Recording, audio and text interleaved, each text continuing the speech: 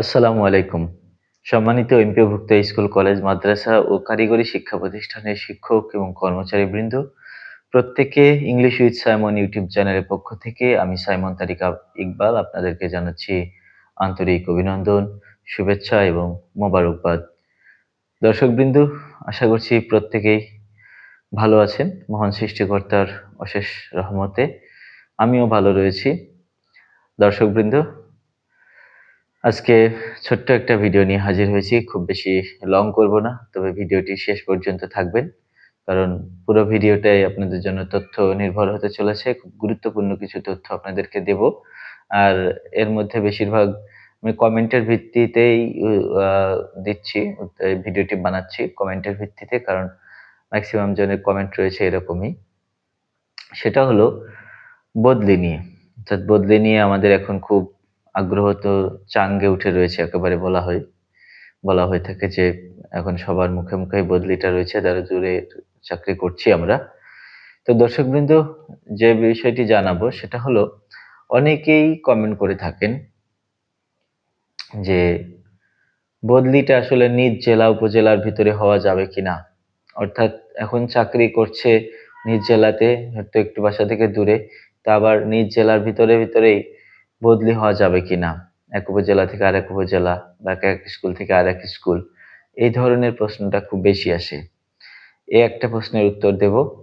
দ্বিতীয় প্রশ্ন হলো, এই যে বর্তমানে সফটওয়্যারে যে তথ্য প্রদান করার চালু আছে, অর্থাৎ বদলির যে তথ্য সফটওয়্যারে আপডেট দেওয়ার কথা বলা হচ্ছে, সেটার কতদিন পর্যন্ত দেওয়া যাবে, এটা একটা উত্তর আপনাদেরকে আজকে জানাবো এই ভিডিওর মাধ্যমে।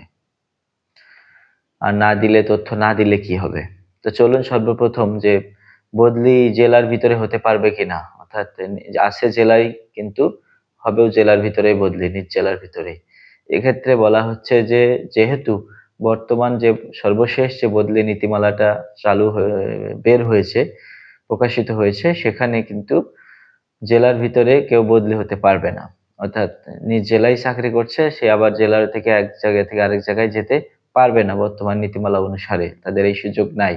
তবে যদি সেই সুযোগ সৃষ্টি হয়, অর্থাৎ বদলি নীতিমালা যদি সংশোধন হয়ে পরবর্তীতে এই সুযোগটি সৃষ্টি হয় যে না, জেলায় আছে এক জায়গায়, যাবে আরেক জায়গায়, একই জেলার আরেক প্রান্তে যাবে, হয়তো বা আরেক স্কুলে যাবে, এইটা তখন করতে পারবে। যেহেতু এখন এই নীতিমালায় নেই, সেহেতু করতে পারবে না। আর আরেকটা যে বিষয়, সেটা হলো যে এই যে তথ্য দেওয়ার কাজ চলছে, এখনো চলমান রয়েছে। 15 জুলাই পর্যন্ত এই তথ্য যাচাই বাছাই চলবে। তো কতদিন পর্যন্ত দেওয়া যাবে? উত্তর হলো, জেলা এবং উপজেলা এবং জেলা পর্যায়ে তথ্য যাচাই করে তারপরে তো অঞ্চলে যাবে।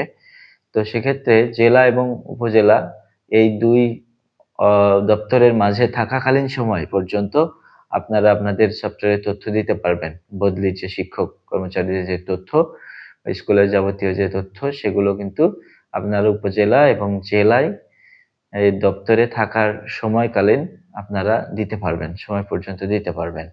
আর আরেকটা বিষয় হলো সর্বশেষ, যেটা যদি কোনো শিক্ষক গাফিলতির কারণে বা ইচ্ছাকৃতভাবেও কোনো তথ্য দিতে চায় না বা দেয় না সফটওয়্যারে, তথ্য যদি দেয় না, তাহলে সেই শিক্ষা প্রতিষ্ঠানের প্রধানের এমপিও বাতিল সহ আরো আইনানুগ যে সকল শাস্তি দেওয়া যায় বা শাস্তি দেওয়ার বিধান থাকবে, সেই সকল শাস্তি তাদেরকে ভোগ করতে হবে।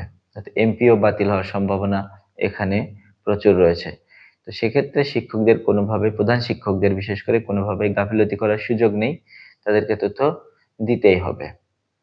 আর তথ্য যদি কোনোভাবে ভুল হয়, এটা আরেকটা প্রশ্ন করছে, যদি আমার ভুল হয়েছে কি করব, অলরেডি সাবমিট করা হয়ে গেছে, তখন আপনি তৎক্ষণাৎ করবেন কি, যদি কোনো ভুল তথ্য দিয়ে ফেলেন, তৎক্ষণাৎ আপনি উপজেলা অফিসে যদি থাকে, তাহলে উপজেলা অফিস থেকে আপনি সেটাকে ব্যাক করাবেন, আপনার প্রধান শিক্ষকের কাছে ব্যাক করাবেন, অথবা জেলায় থাকলেও সেখান থেকে ব্যাক করাবেন, অথবা অঞ্চল থেকেও ব্যাক করানো যাবে। তখন আপনি আপনার তথ্যগুলো আবার সঠিক রূপে দিয়ে তারপর আবার সাবমিট করবেন। আশা করি বুঝতে পেরেছেন। তাহলে প্রশ্ন ছিল, বদলি জেলার ভিতরে হওয়া যাবে কিনা, জেলার ভিতরে বা উপজেলা থেকে উপজেলা এক উপজেলা থেকে আরেকটি উপজেলা, একই জেলার ভিতরে এগুলো হবে না। আর তথ্য উপজেলা এবং জেলা থাকাকালীন সময় পর্যন্ত, ফাইল থাকাকালীন সময় পর্যন্ত বদলে তথ্য দিতে পারবেন। এই হলো বিষয়। বদলি তথ্য না দিলে প্রধান শিক্ষক শাস্তির মুখোমুখি হবেন, এমপিও বাতিল হবে। আর সর্বশেষ যেটা বলছিলাম, ভুল হলে আপনারা জেলা বা উপজেলা বা অঞ্চল অর্থাৎ বিভাগ থেকে আপনারা ফেরত নিতে পারবেন। যে দপ্তর রয়েছে সেখান থেকে আপনি রিটার্ন নিয়ে আবার পুনরায় সাবমিট করতে পারবেন। তো এই ছিল আজকের মতো। সবাই ভালো থাকুন, সুস্থ থাকুন, সুন্দর থাকুন। আসসালামু আলাইকুম। আর চ্যানেলটি অবশ্যই সাবস্ক্রাইব করে দিবেন।